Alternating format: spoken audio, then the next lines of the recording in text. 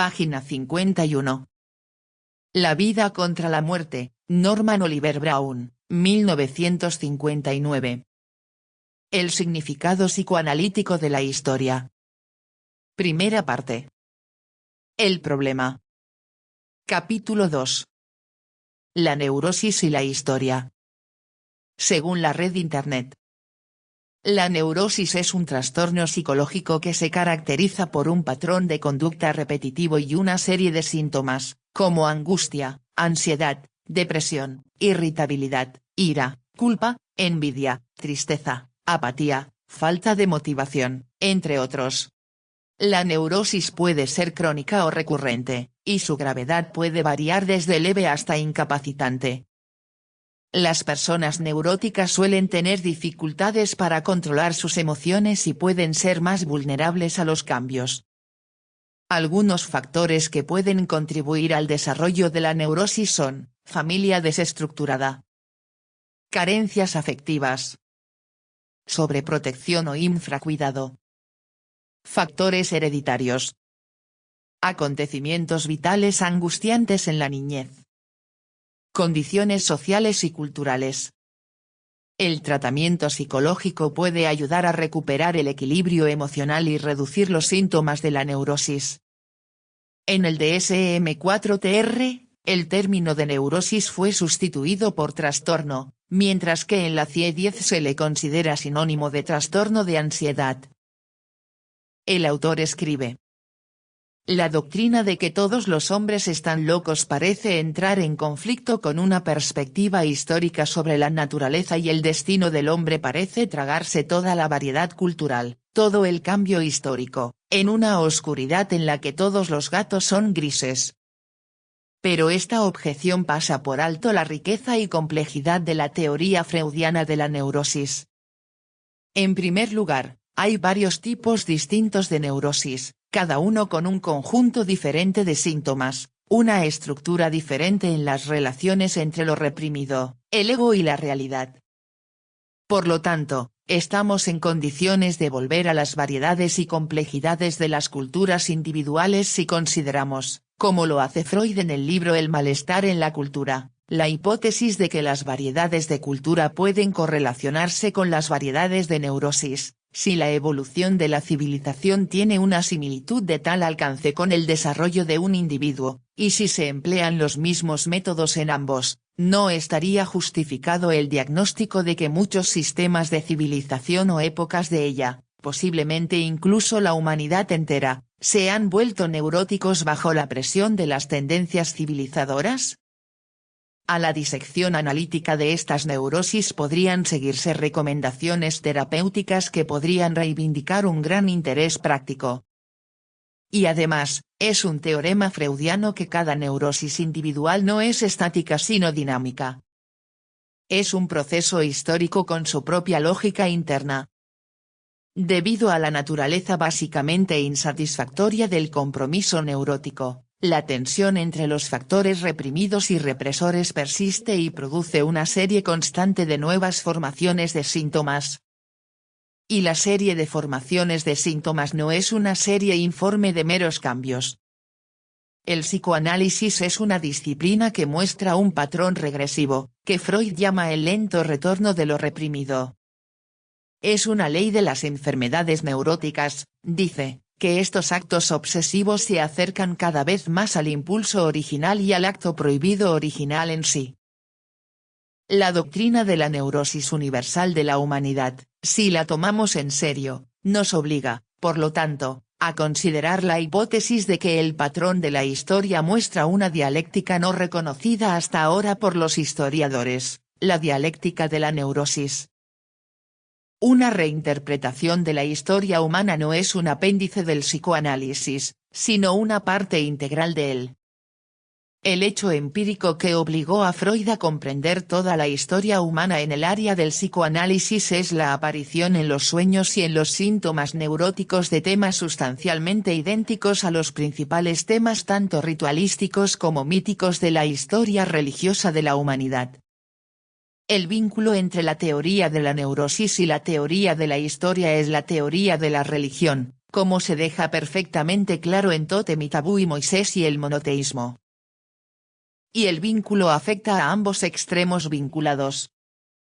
Freud no solo sostiene que la historia humana solo puede ser comprendida como una neurosis, sino también que las neurosis de los individuos solo pueden ser comprendidas en el contexto de la historia humana en su conjunto. Desde la época en que escribió Tótem y Tabú, 1913, Freud dice en Moisés y el monoteísmo, 1937, nunca he dudado de que los fenómenos religiosos solo pueden ser comprendidos sobre el modelo de los síntomas neuróticos del individuo. Según la analogía elaborada en Moisés y el monoteísmo, en la historia de la especie ocurrió algo similar a lo que ocurre en la vida del individuo. Es decir, la humanidad en su conjunto pasó por conflictos de naturaleza sexual agresiva, que dejaron huellas permanentes, pero que en su mayor parte fueron rechazados y olvidados más tarde, después de un largo periodo de latencia, volvieron a cobrar vida y crearon fenómenos similares en estructura y tendencia a los síntomas neuróticos. Esta analogía proporciona a Freud su noción de la herencia arcaica. La humanidad es prisionera del pasado en el mismo sentido en que nuestros pacientes histéricos sufren reminiscencias y los neuróticos no pueden escapar del pasado. Así, la esclavitud de todas las culturas a su herencia cultural es una constricción neurótica. Y, a la inversa, Freud llegó a reconocer que el núcleo de las neurosis de los individuos se encuentra en la misma herencia arcaica, huellas de la memoria de las experiencias de generaciones anteriores, que solo pueden entenderse filogenéticamente. El inconsciente reprimido que produce la neurosis no es un inconsciente individual sino colectivo. Freud se abstiene de adoptar el término de Jung, pero dice, el contenido del inconsciente es, en cualquier caso, colectivo. La ontogenia recapitula la filogenia, cada individuo recapitula la historia de la raza. En los pocos años de la infancia tenemos que cubrir la enorme distancia de desarrollo desde el hombre primitivo de la edad de piedra hasta el hombre civilizado de hoy.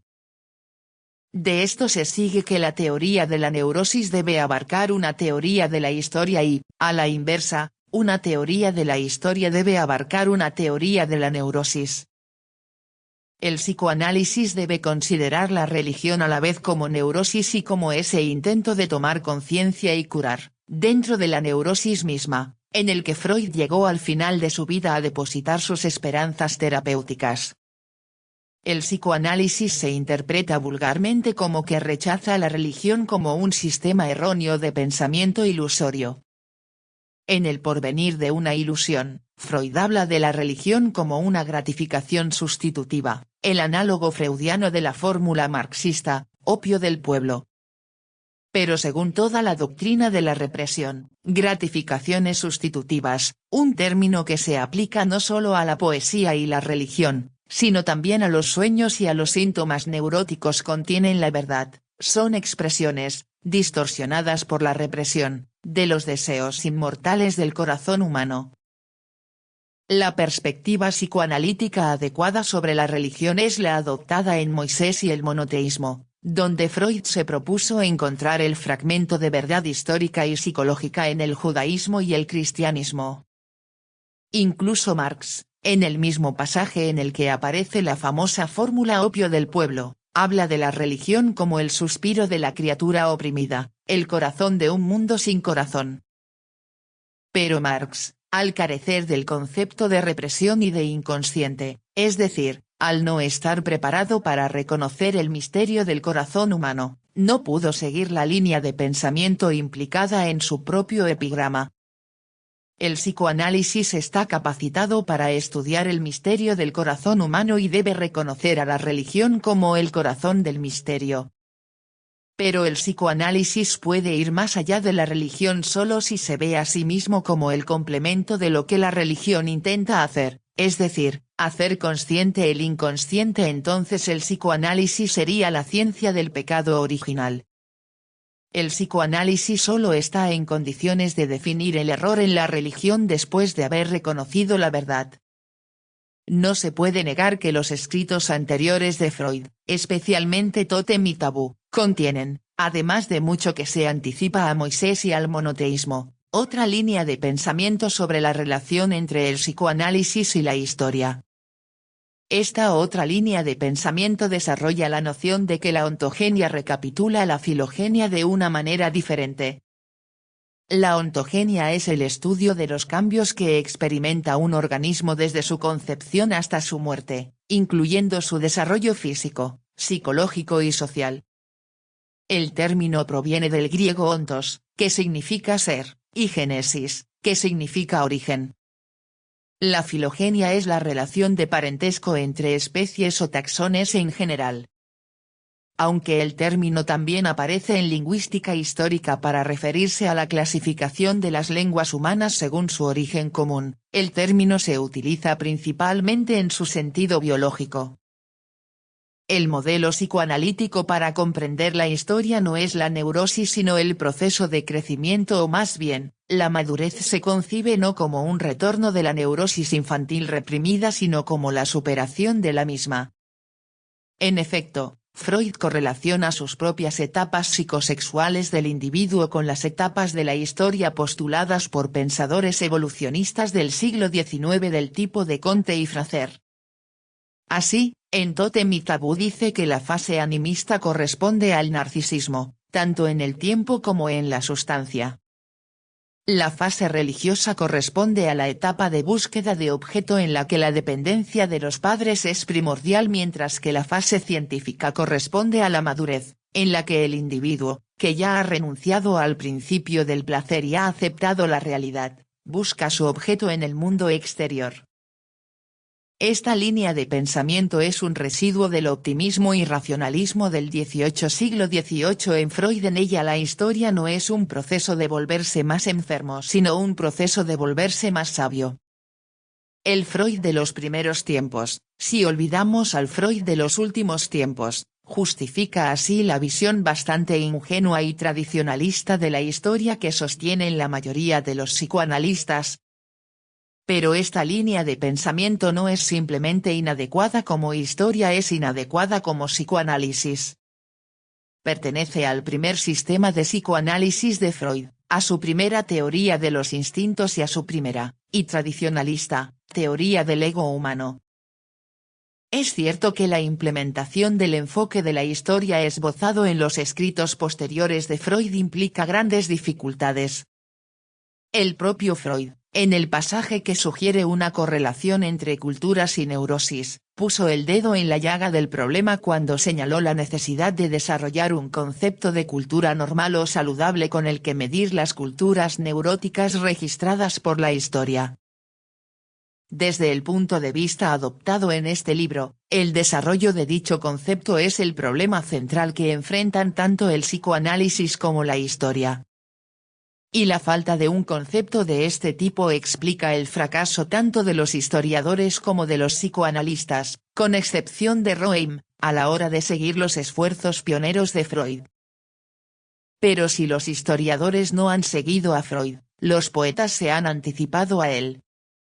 No hay, por ejemplo, una verdad aún inexplorada en la afirmación del poeta alemán Hebel. Es tan difícil reconocer que la nación alemana no tiene hasta ahora una historia de vida que mostrar, sino solo la historia de una enfermedad. Y no solo la nación alemana, que eso solía ser el chivo expiatorio de todos los pecados del mundo occidental. Según James Joyce, la historia es una pesadilla de la que estoy tratando de despertar. Los poetas y Nietzsche. La genealogía de la moral de Nietzsche es el primer intento de comprender la historia del mundo como la historia de una neurosis cada vez mayor. Y tanto Nietzsche como Freud encuentran la misma dinámica en la neurosis de la historia, un sentimiento de culpa cada vez mayor causado por la represión. El clímax de Nietzsche, el mundo ha sido durante demasiado tiempo un manicomio, se compara con la oscura conclusión de el malestar en la cultura. Si la civilización es un curso inevitable de desarrollo desde el grupo de la familia hasta el grupo de la humanidad en su conjunto, entonces una intensificación del sentimiento de culpa estará inextricablemente ligada a ella, hasta que tal vez el sentimiento de culpa pueda aumentar hasta una magnitud que los individuos apenas puedan soportar. La necesidad de un enfoque psicoanalítico de la historia se ve apremiada ante el historiador por una pregunta: ¿por qué el hombre, entre todos los animales, tiene una historia? Es porque el hombre se distingue de los animales no simplemente por la posesión y transmisión de generación en generación de ese aparato suprabiológico que es la cultura, sino también, si la historia y los cambios en el tiempo son características esenciales de la cultura humana y, por lo tanto, del hombre, por un deseo de cambiar su cultura y, por lo tanto, de cambiarse a sí mismo. Al hacer historia, el hombre se hace a sí mismo, para usar el sugerente título del libro de Gordon Childe. Entonces el proceso histórico se sostiene por el deseo del hombre de convertirse en algo distinto de lo que es. Y el deseo del hombre de convertirse en algo diferente es esencialmente un deseo inconsciente. Los cambios reales de la historia no son el resultado ni corresponden a los deseos conscientes de los agentes humanos que los provocan. Todo historiador lo sabe, y el filósofo de la historia, Hegel, en su doctrina de la astucia de la razón, lo convirtió en un punto fundamental de su análisis estructural de la historia. La humanidad de hoy sigue haciendo historia sin tener ninguna idea consciente de lo que realmente quiere o bajo qué condiciones dejaría de ser infeliz. De hecho, lo que está haciendo parece ser hacerse más infeliz y llamar a esa infelicidad progreso. TV escribe: el ser humano es un animal infeliz, y tal vez el más infeliz de los animales porque tiene conciencia de sus deseos. Desea cosas, pero desde una posición pasional, visceral, como un perro desea un hueso. Por desear ser lo que no es, empieza la tragedia infernal del humano. Pero dejar de tener deseos, marcaría el inicio de la disolución de la civilización. Y es que civilización implica miseria, hambre, abuso, esclavitud. Si usted, de manera consciente decide dejar de desear tantas estupideces materiales del capitalismo y consumismo degenerado, los cambios serían radicales, pero el humano común, el de la calle, el empleado, no tiene manera de comprender esto, su cerebro está atrofiado, es como un androide, un robot estupidizado. Y de ahí no pasará. El autor escribe: la teología cristiana, o al menos la teología agustiniana, reconoce la inquietud y el descontento humanos, el cor irrequietum, como la fuente psicológica del proceso histórico. Pero la teología cristiana, para explicar el origen del descontento humano e indicar una solución, tiene que sacar al hombre de este mundo real, del reino animal, e inculcarle delirios de grandeza, la promesa del cielo después de morir. Y así la teología cristiana comete su propio peor pecado, el pecado del orgullo. TV escribe: el cristiano supone que es salvo y que todos los demás, los no cristianos, están perdidos, lo que hacen es inservible, no tienen salvación alguna. Pero, ¿de qué necesitan ser salvados? ¿A quién se le ocurriría tan infame idea? La necesidad de ser salvados, el miedo a verse perdidos, como un niño que tiene miedo dejar de ver a su mamá. El autor escribe: la verdadera crítica de Freud a la religión en El porvenir de una ilusión es la afirmación, también de Spinoza, de que la verdadera humildad reside en la ciencia. La verdadera humildad, dice, requiere que aprendamos de Copérnico que el mundo humano no es el propósito ni el centro del universo, que aprendamos de Darwin que el hombre es un miembro del reino animal y que aprendamos de Freud que el ego humano ni siquiera es dueño de su propia casa. Aparte del psicoanálisis, no existen teorías seculares o científicas sobre por qué el hombre es el animal inquieto y descontento. El animal descontento es el animal neurótico, el animal con deseos dados en su naturaleza que no son satisfechos por la cultura. Desde el punto de vista psicoanalítico, estos deseos insatisfechos y reprimidos pero inmortales sostienen el proceso histórico. La historia está moldeada, más allá de nuestra voluntad consciente, no por la astucia de la razón sino por la astucia del deseo. El enigma de la historia no está en la razón sino en el deseo, no en el trabajo sino en el amor. Una confrontación con Marx aclarará a Freud. Es axiomático en el marxismo definir la esencia del hombre como trabajo. Freud no tiene nada en contra del énfasis marxista en la importancia del factor económico en la historia, elogia formalmente al marxismo por su clara comprensión de la influencia determinante que ejercen las condiciones económicas del hombre sobre sus reacciones intelectuales, éticas y artísticas. Para Freud, el trabajo y la necesidad económica son la esencia del principio de realidad, pero la esencia del hombre no reside en el principio de realidad sino en los deseos inconscientes reprimidos. Por más que las necesidades económicas le opriman, no es en esencia homo economicus ni homo laborans por más encarnizada que sea la lucha por el pan, el hombre no vive solo de pan.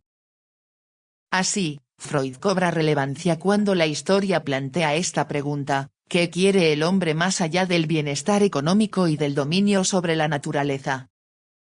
Marx define la esencia del hombre como trabajo y traza la dialéctica del trabajo en la historia hasta que el trabajo se aboliese a sí mismo. Hay entonces un vacío en la utopía marxista. A menos que no haya utopía, a menos que la historia nunca sea abolida, a menos que el trabajo siga siendo, como Fausto, impulsado a logros cada vez mayores, habrá que encontrar otra definición más verdadera de la esencia del hombre. Freud sugiere que más allá del trabajo está el amor.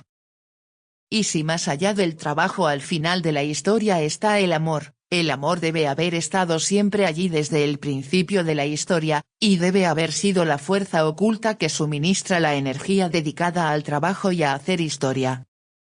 Desde este punto de vista, el eros reprimido es la energía de la historia y el trabajo debe ser visto como eros sublimado. De esta manera, un problema que no abordó Marx puede ser abordado con la ayuda de Freud.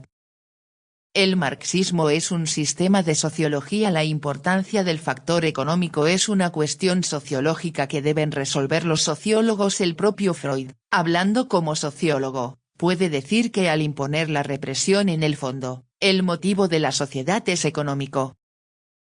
La disputa entre el psicoanálisis y el determinismo económico surge de los supuestos psicológicos tácitos que sustentan el determinismo económico y, por lo tanto, surge solo cuando pasamos de la sociología a la psicología, de la abstracción de la sociedad al individuo humano concreto.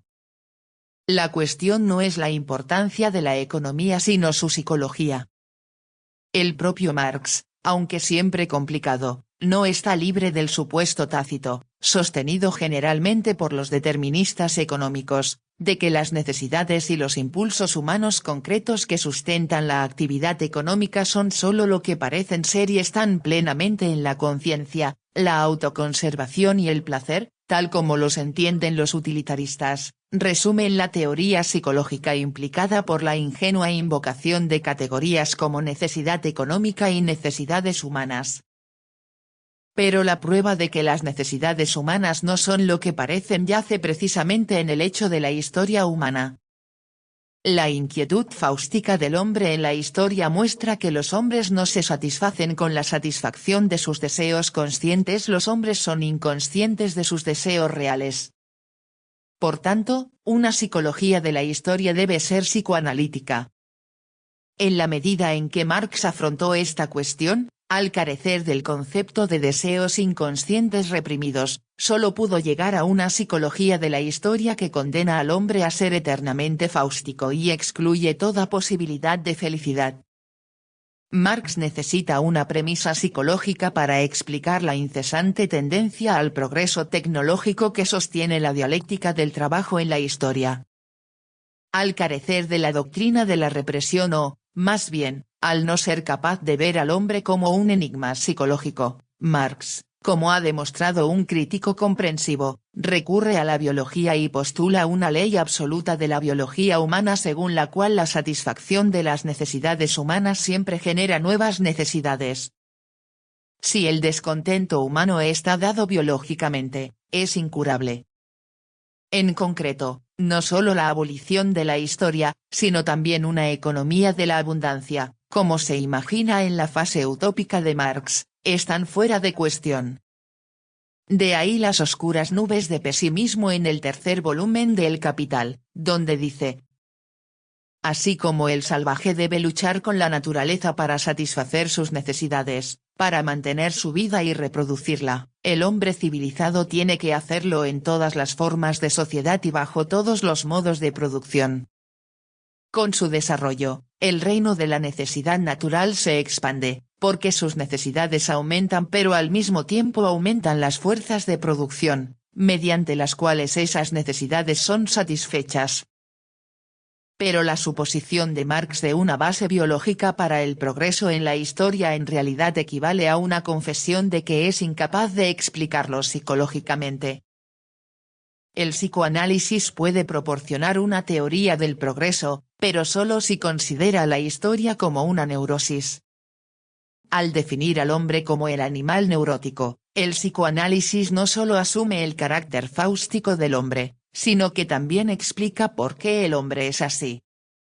Para citar a Freud: lo que parece un impulso incansable hacia una mayor perfección puede fácilmente entenderse como resultado de la represión instintiva en la que se basa todo lo que es más precioso en la civilización humana.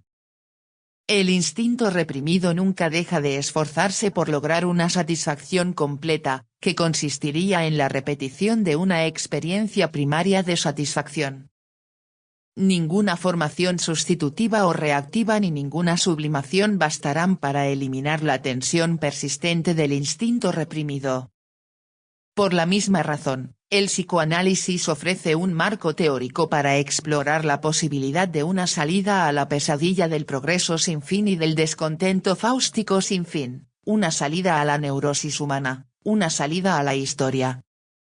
En el caso del individuo neurótico, el objetivo de la terapia psicoanalítica es liberarlo de la carga de su pasado, de la carga de su historia, la carga que lo obliga a seguir teniendo, y siendo, una historia clínica. El método de la terapia psicoanalítica consiste en profundizar la conciencia histórica del individuo, llenar los vacíos de la memoria, hasta que despierte de su propia historia como si fuera una pesadilla. La conciencia psicoanalítica, como una etapa superior de la conciencia general de la humanidad, puede ser también la culminación de la conciencia histórica, esa búsqueda cada vez más amplia y profunda de los orígenes que ha obsesionado al pensamiento occidental desde el Renacimiento. Si la conciencia histórica se transforma finalmente en conciencia psicoanalítica, se aflojará el control de la mano muerta del pasado sobre la vida en el presente y el hombre estará dispuesto a vivir en lugar de hacer historia, a disfrutar en lugar de pagar viejas deudas y cuentas y a entrar en ese estado del ser que fue la meta de su devenir. Página 69.